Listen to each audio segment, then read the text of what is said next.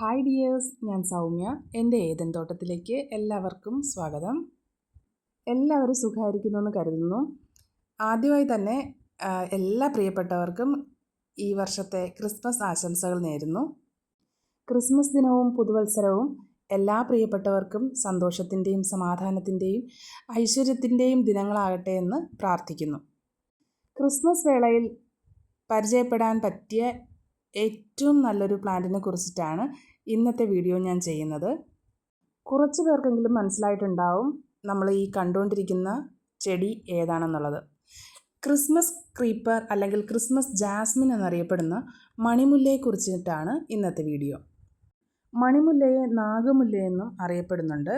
അതുപോലെ ഈ ചെടിയുടെ ശാസ്ത്രീയ നാമം പൊരാന പാനിക്കുലേറ്റ എന്നാണ്.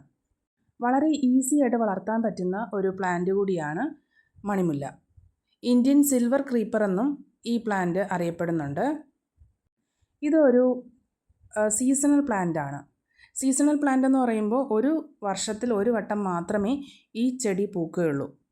ഇതിൻ്റെ പൂക്കാലം എന്ന് പറയുന്നത് ഒക്ടോബർ ടു മാർച്ച് അല്ലെങ്കിൽ ഒരു ലേറ്റ് സ്പ്രിംഗ് ടൈം മുതൽ ഒരു ഏർലി സമ്മർ വരെയാണെന്ന് നമുക്ക് പറയാം.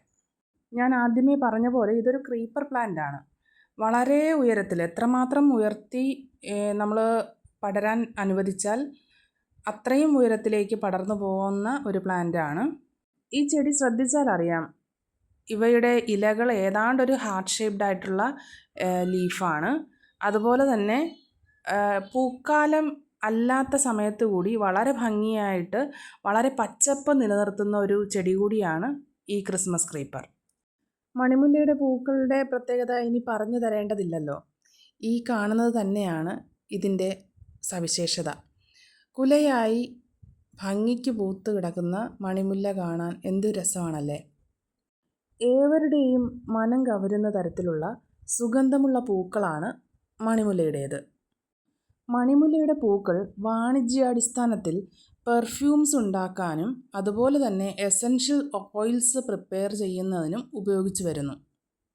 മണിമുല്ല ചെടി ഔഷധ ഗുണമുള്ള ചെടിയാണെന്ന് പറഞ്ഞാൽ എത്ര പേർ വിശ്വസിക്കും? എന്നാൽ ബ്രോങ്കൈറ്റിസ്, ആസ്മ പോലുള്ള ശ്വാസകോശ രോഗങ്ങൾക്ക് ഫലപ്രദമായി യൂസ് ചെയ്യാൻ പറ്റിയ ഒരു ഔഷധ ചെടി കൂടിയാണ് മണിമുല്ല.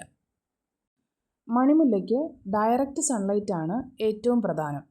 ഒരു ദിവസം 6 മണിക്കൂറെങ്കിലും നേരിട്ടുള്ള സൂര്യപ്രകാശം ആവശ്യമാണ്. ദിവസവും വെള്ളം നന അത്യാവശ്യമാണ്.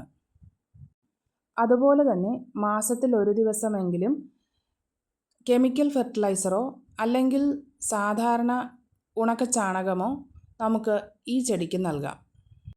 മണിമുല്ലയെക്കുറിച്ചുള്ള ഈ വീഡിയോ നിങ്ങൾക്ക് ഇഷ്ടമായെങ്കിൽ ഉറപ്പായും ചാനൽ സബ്സ്ക്രൈബ് ചെയ്യാൻ മറക്കല്ലേ.